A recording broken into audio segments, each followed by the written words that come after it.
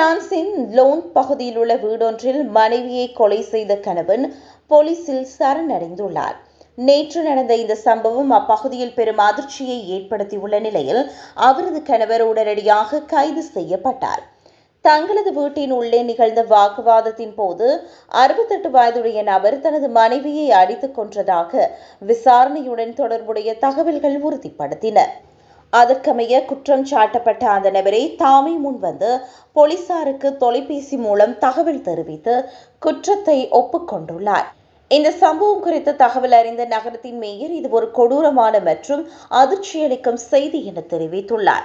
சந்தேகத்திற்குரிய நபர் எவ்வித மறுப்பும் தெரிவிக்காமல் உடனடியாக போலீசாரிடம் சரணடைந்து காவலில் வைக்கப்பட்டுள்ளதாக மேயர் மேலும் உறுதிப்படுத்தினார். வழக்கறிஞர் அலுவலகம் இந்த சம்பவம் தொடர்பான விசாரணைகளை தீவிரப்படுத்தியுள்ளதுடன் விசாரணைகள் தற்போது முழுவீச்சில் நடைபெற்று வருகின்றன. பிரான்சில் கடந்த காலங்களில் இதுபோன்ற குடும்ப வன்முறைகள் அதிகரித்துள்ளதாக தரவுகள் தெரிவிக்கின்றன. இந்த நிலையில் தொடரும் இத்தகைய குற்றங்கள் பெரும் கவலையை ஏற்படுத்தியுள்ளது என்று மேயர் குறிப்பிட்டுள்ளார்.